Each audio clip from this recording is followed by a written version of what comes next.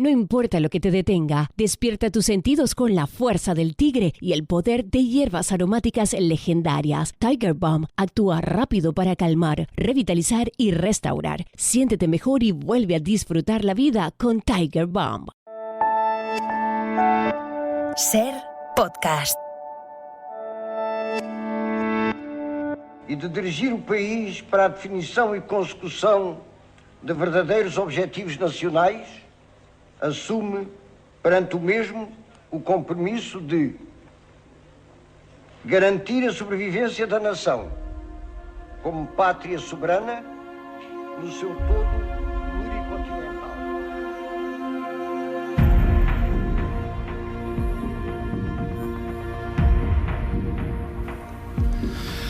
Es la voz de Antonio Spínola, presidente interino hasta las elecciones del 30 de septiembre del año 1974 en Portugal.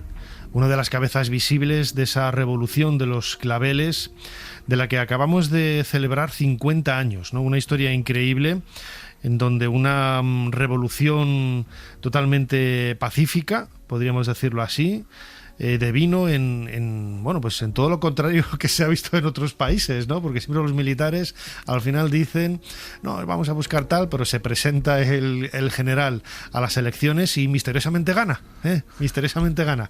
Pero bueno, la verdad es que es una revolución aquí en el mundo ibérico, podríamos decir, ¿no? La transición, digan lo que digan, yo creo que fue aquí en España algo muy, muy acertado, de lo que tendrían que aprender muchos políticos de ahora. Y en Portugal, más o menos, pues hicieron lo mismo. Alfonso Domingo, bienvenido de nuevo a Ser Historia. Pues nada, muchas gracias, ¿qué tal? Muy bien, Mojar la pólvora, la historia de la UMD y la revolución de los claveles, publicado por La Esfera.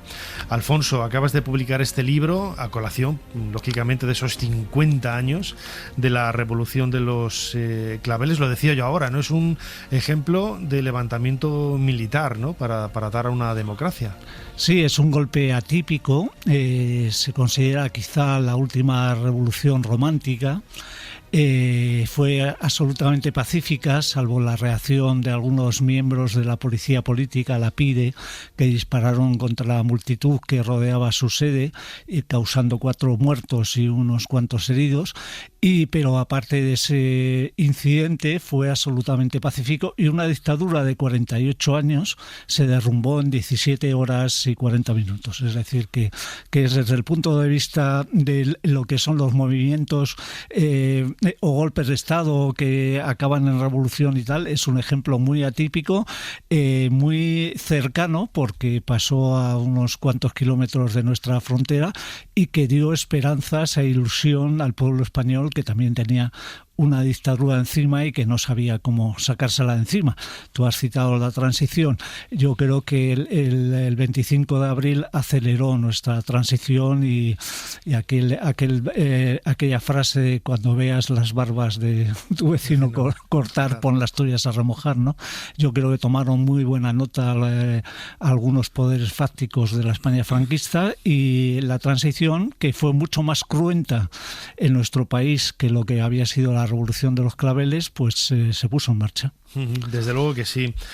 El nombre de la revolución de los claveles lo hemos visto muchísimos en imágenes, ¿no? En esas imágenes de televisión que existen. Cuéntanos la anécdota, ¿no? De precisamente lo que demuestra ese elemento pacífico, ¿no? de los militares, ¿no? Sí, a veces el pueblo halla los símbolos de los movimientos sociales, ¿no? Y en este caso fue Celeste Caeiro, que es una señora que estaba trabajando en un restaurante y que iban a celebrar el primer aniversario de ese restaurante. Llevaba claveles que le habían encargado para esa celebración, y cuando llegó a trabajar le dijeron que parecía que había una revolución en las calles y que ese día cerraban. Entonces ella se fue con los claveles y le sorprendió, ya estaba oyendo por la radio todo lo que estaba pasando, y se fue a ver qué es lo que sucedía ahí en Rocío, en el centro de Lisboa, ¿no? Entonces encontró una tanqueta con soldados. Los soldados ella dijo, ¿qué pasa? Tal y cual, no sé qué. Le dijeron, pues que estamos estamos aquí en esta movida, no tendrás un cigarro. Le hicieron señas de que ella no fumaba, y lo único que se le ocurrió fue empezar a dar un clavel a ese soldado, que inmediatamente, y ese es el hallazgo del pueblo, el hallazgo del símbolo, lo mete en el cañón del fusil, en la boca de fuego del fusil. Y ese fue un gesto que imitaron sus compañeros, y que de repente toda Lisboa, las floristerías, la gente empezó a comprar claveles, a sacar claveles y a dárselo a los soldados. Y fue el símbolo de eso, una revolución pacífica. No estaba contra el pueblo, sino estaba contra una dictadura que cayó de esa manera, ¿no? Yo lo cuento en el segundo capítulo del libro, y bueno, es un hallazgo como tantos otros que tuvo la revolución, porque de pasar de ser un país gris, como lo era España en ese momento, a un país de color, ¿no? O sea, de repente explotó todo en Lisboa, en Porto, en todas las ciudades portuguesas. De repente empezó a haber murales, empezó a haber, pues eso, el color en las calles, el color del clavel, que por cierto el verde y el rojo son los colores de la bandera portuguesa, o sea, que, con lo cual es que entroncaba directamente con sus símbolos nacionales, ¿no? Fue un hallazgo, igual que Grándola se convirtió en la canción de la revolución, y en la canción que se repite una y otra vez cada año, y cuando se recuerda toda esa peripecia que empezaron los militares y que siguió el pueblo. Sí, porque llevaban con esa dictadura desde el año 1925, ¿no? y la magia del simbolismo, ¿no? de entregar el clavel no solamente está en la mujer del restaurante, sino también en los propios militares, que podrían haber hecho otra cosa, pero no, la colocaron en el cañón, ¿no? de sus fusiles, porque sabían que no los iban a utilizar, no iban a disparar, y eso en contraste con esa dura dictadura que comenzó en el año 1925, ¿no? Sí, que fue muy cruel, y sobre todo mantenía unas guerras coloniales en África que ya eran no solo injustas, sino eran anacrónicas, porque eran pueblos que luchaban por su liberación, y que realmente la ONU ya había decretado el fin de la colonización en África. Casi todos los países, incluido España, había obedecido esas pautas, pero Portugal no. Portugal, con el lema del Estado Novo de orgullosamente solos, quería resistir, y producía matanzas, y hubo muchísimos muertos que se podían haber evitado si Portugal hubiera obedecido esas consignas de la ONU, ¿no? Esa fue la causa directa de que los militares tomaran conciencia de que no podían estar luchando contra un pueblo, sobre todo además haciendo esas matanzas que se hacían, utilizando napalm, etcétera, ¿no? Y fue el germen de lo que fue la organización del MFA, del Movimiento de las Fuerzas Armadas, y el golpe que dio, sobre todo, o sea, que organizó Otelo Saraiva de Carvalho, y cuyo corazón fue Salgueiro Maia, el capitán que entra en Lisboa con su columna de blindados, que se enfrenta a las fuerzas del régimen en una escena de película. María Medeiros lo recrea muy bien en su película Capitanes de Abril, y que luego pues va al cuartel de Carmo, donde se ha refugiado Caetano y parte de los ministros, y protagoniza ahí el último momento de la revolución, entrando varias veces, hablando con el presidente, con Marcelo Caetano, etcétera, etcétera, hasta que llega Spínola, cuya voz habéis puesto al principio del programa, y asume ese poder, porque Marcelo Caetano lo que no quería es que el poder cayera en la calle, y en la calle, pues en ese momento ya le estaban gritando esta es la hora, ¿no? Esta es la hora, es lo que se decía, porque los portugueses son muy muy puntuales, y lo que se decía en los escenarios teatrales, cuando la función se retrasaba unos minutos, todo el público empezaba a gritar esta es la hora, ¿no? Y le estaban diciendo pues el último acto de ese drama o de esa función que tenía Caetano para salir, ¿no? Entonces, ahí lo recoge Spínola, y empieza la aventura de la revolución, que hay muchos avatares, pero que tiene, con respecto a lo que nos ocupa, un reflejo en la situación española, porque hay una serie de militares que ya son demócratas, que es una minoría dentro del ejército español, que ya se están organizando, están hablando, y aquella revolución es como una inspiración que les conmueve, les remueve por dentro, y que acabará esa reacción en la fundación de la UMD, de la Unión Militar Democrática, que fue una de las organizaciones que más luchó por la democracia dentro de la estructura franquista. Se la jugaron. De hecho, cuando les detienen hay incluso un intento de matarles directamente, en una especie de operación de falsa bandera, atribuyéndose a la ETA, etcétera, etcétera. Y bueno, se la juegan porque era su carrera, era su vida, y de hecho la perdieron, porque aunque, ahora que estamos con este tema de la amnistía, los únicos que no fueron amnistiados en la transición fueron los militares demócratas de la UMD. Ellos y sus familias sufrieron el estigma de un ejército que todavía era franquista, que todavía estaba dentro de lo que era el búnker del régimen, que no quería evolucionar, que era muy hostil a la democracia. Yo quiero pensar que eso ha cambiado, aunque haya todavía personajes por siempre ahí. Dentro y fuera del ejército. Exactamente. Sí. Pero ellos se la jugaron, hicieron una organización sobre todo, como ellos decían, para mojar la pólvora del ejército franquista. Es decir, no querían hacer un golpe como en Portugal, porque sabían que no tenían la fuerza y porque el ejército español era muy distinto al portugués y se podía haber producido otro baño de sangre, que es lo que no querían, ¿no? Entonces, ellos se limitaban a evitar cualquier golpe del búnker para que fuera en contra del pueblo y en contra de esa transición, digo transacción porque Raúl Moro la calificó de transacción, ¿no?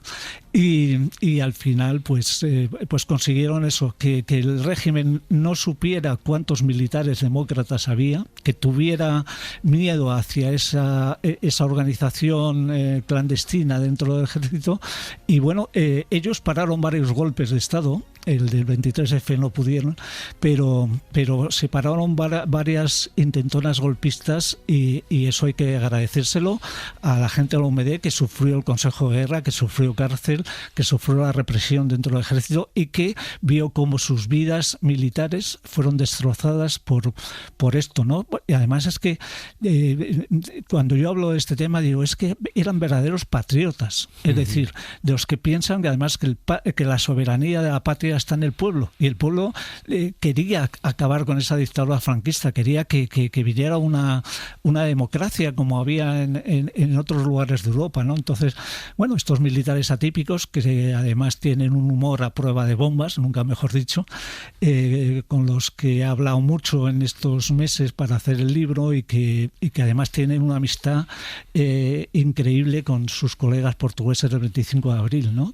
Claro, hay muchos paralelos, ¿no? Podríamos decirlo así. Nosotros quizás luego en la transición se podría haber aprendido, ¿no?, algunas cosas de lo que se llevó a cabo en nuestro país vecino, en Portugal, pero por ejemplo, uno de los detalles, ¿no?, que también se consiguió, ¿no?, con la revolución de los claveles, mojar la pólvora, ¿no? La historia de la UMD y la revolución de los claveles es el título publicado por La Esfera de nuestro invitado Alfonso Domingo. Es la devolución, la independencia de Angola, Cabo Verde, Guinea-Bissau, Mozambique, Timor Oriental. También era un gesto de generosidad, ¿no?, por parte de esa nueva Portugal, ¿no? Sí. No solo era una muestra de generosidad, es que era la única salida que se tenía, liquidar todo ese imperio colonial que ya no tenía ningún sentido, producía muchas muertes al año, una crisis económica de la que no salían, porque además la gente en Portugal estaba o en la emigración o en la guerra, o sea, realmente no había fuerzas productivas para que pudieran levantar el país o llevarlo hacia algún lado, ¿no? Y España tenía por otro lado el Sáhara, era el único territorio que teníamos en África, pero no es equiparable porque además España sí quería descolonizar, y de hecho, eso es otro capítulo de la historia que se puede hablar o se puede tocar en otro momento, pero en ese momento no es equiparable lo que pasaba en el Sáhara y lo que pasaba en las colonias africanas.